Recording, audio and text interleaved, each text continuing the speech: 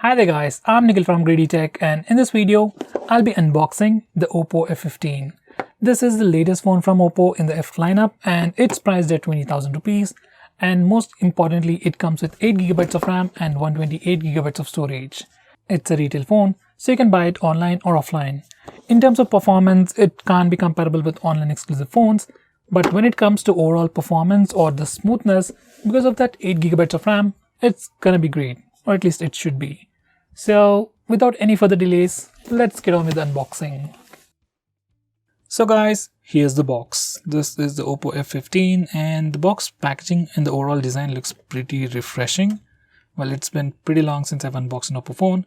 So on the front we have the phone's name itself, Oppo F15, and at the top and bottom we have a quick preview of how the phone looks on the back and on the front, which is definitely new.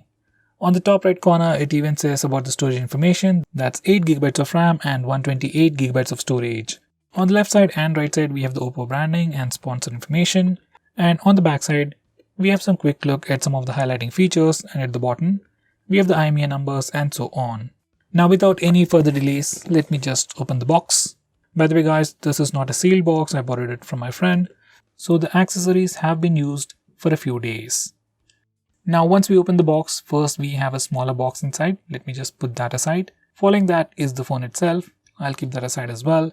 Next we have the power adapter. This is the VOOC Flash 3.0 charger. Next we have a USB Type-C charging cable. And finally, we also get free earphones inside the box. Now coming back to the small box. Inside the box we have the SIM card ejector, some documentation, and a TPU case. Now let me put everything aside and come back to the phone and remove the sticker as well. So guys, this is how the phone looks on the front and this is how the phone looks on the back. Now let's have a physical overview. This phone has a 3D curved fiberglass with a pretty cool color combination on the back with a pretty cool lighting effects. At the top it has a quad camera setup followed by a single LED flash, and it even says designed for F series. At the bottom we have the Oppo branding. Now on the front, you get a massive display with a dewdrop notch protected by a 2.5D curved Corning Gorilla Glass 5.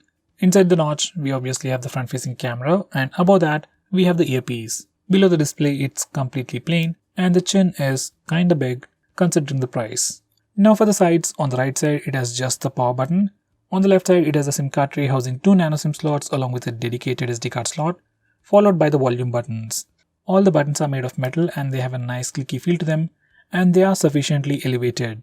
At the top, it has just a secondary microphone for noise cancellation, and finally at the bottom, it has a 3.5mm audio jack followed by the primary microphone, USB Type-C charging port, and the speaker grill. This phone has a thickness of 7.9mm and weighs 172 grams. So guys, that was the physical overview. Now for some quick initial impressions. Phone feels pretty sleek in hand, it doesn't feel thick at all, and it is pretty light in hand. Well, 172 grams might sound a bit heavy, but in hand it doesn't feel heavy at all. And the background color pattern is really amazing. It's something I really like, and it's been quite a long time since I've really felt like that. It is really cool. Now let me put on the case and try it out. This is a soft silicone case. It can just give you some extra grip and prevent smudges and scratches. That's it. Now this is how the phone looks with the case on. There is a tiny bit of raised lip for the rear camera and that's almost negligible, so I wouldn't suggest you to place your phone directly on its back on any hard surface cause it can damage your camera. On the front, it has a pretty big raised lip for the display and that's more than sufficient. Even with the case on, buttons are still traceable and they are clickable, but they are slightly harder. This case can be used for a few days without any issues, but for long-term usage, I would suggest you to get a better case as soon as possible. Now these are the complete specifications of this phone. On the rear, this phone has a quad camera setup with a 48MP camera with f1.79 aperture, followed by an 8MP ultra-wide-angle camera with f2.25 aperture, followed by a 2MP camera for taking portrait shots, and a 2MP camera for taking monotone shots. For selfies, it has a 16MP camera with f2.0 aperture. On the front, it has a massive 6.4-inch AMOLED display with Full HD Plus resolution, 430 nits of brightness, and 90.7% screen-to-body ratio. Under the hood, it sports a MediaTek MT6771V processor with Mali G72 MP3 GPU with 8GB of LPDDR4X RAM and 128 GB of storage. Right out of the box, it will be running ColorOS 6.1.2 based on Android 9, that's Android Pie. Finally, powering this device is a 4000 mAh battery that supports VOOC charging and also comes with VOOC Flash Charger 3.0. So guys, those were all the complete specifications. Now let me turn on the phone and set it up and come back to you in a second. Now this is how the phone looks once we turn it on. Let's check out the storage information. Out of that 8 GB of RAM, we have about 5.82 GB of RAM free, so multitasking should be pretty fast. And out of that 128 GB of storage, we get about 106 GB of RAM for our user apps and user data. This is the about page. This phone is running ColorOS version 6.1.2 based on Android 9.0 with January security patch, which is pretty good. Now let's check the camera interface. So this is the interface for the rear camera, and the overall user interface looks pretty similar to other Oppo phones. Over here we have a toggle to do a quick digital zoom. This phone doesn't have any telephoto lens, so whenever you use this particular toggle, you're just doing a digital zoom. It's same as doing a pinch to zoom gesture. Now if you want to use the wide angle camera, we have a toggle over here, and now we are using the wide angle camera. Let's switch back to the primary camera, and this is a regular camera. Now if we go to the left side, we have the video recording mode, and we can record video with the primary camera, or else we can also record with the wide angle camera. And if we click this button over here, we get some extra options. We have a dedicated night mode, panorama mode, expert mode, that's the regular professional mode. Besides that, you also get time-lapse, slow motion, stickers, and Google Lens. Now if we go to the right side, we get the regular portrait mode, and that's the regular portrait mode for the rear camera. Using this particular toggle, we can change the amount of background blur effect we want before taking a picture. You just have to use the slider. Now this is the interface for the front-facing camera. On the left side we have the video recording mode, and on the right side we have the portrait mode, and once again we have this toggle over here, and using this slider we can change the amount of background blur effect we want, even for portrait selfies. Now these are some sample shots.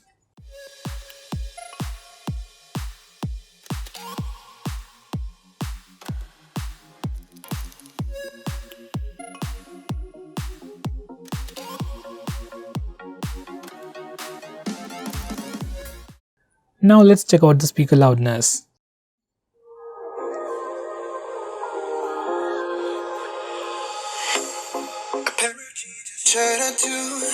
We didn't practice if we went. The world is waiting up. The world is waiting half a step beyond our door. Yeah. And if it's not enough, I wanna see the stuff the world has got in store.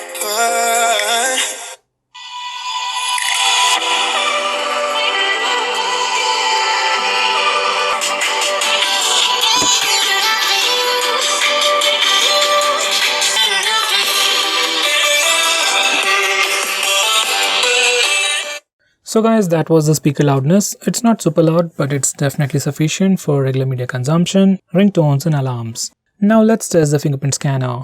I've already set it up, and here we go.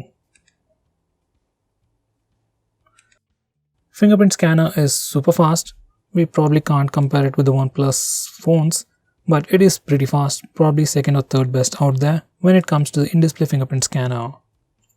Now let's test the face unlock feature. Once again, I've already set it up, and this is a quick preview. Face unlock is super fast, almost instantaneous. In fact, it's much faster than the fingerprint scanner. You just have to wake your device. If you use features like double tap to wake, it might be even faster. Now let's test it in low lighting conditions.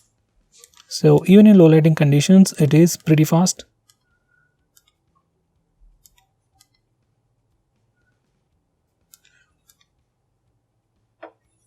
Now let's test it in complete darkness. So even in complete darkness, it is pretty fast and pretty usable. So guys, that was the face unlock feature. Now before I conclude, these are the Antutu and Geekbench scores. So guys, this is the Oppo F15. This is the unicorn white color, and it definitely looks way better than the lightning black. So what do you think about this phone? Let me know by commenting below this video, and if you have any questions about this phone or any other phone out there, tweet out to us with the hashtag AskGreedyTech on Twitter, and we will get back to you as soon as possible. I'm Nikhil from GreedyTech signing off. Have a nice day.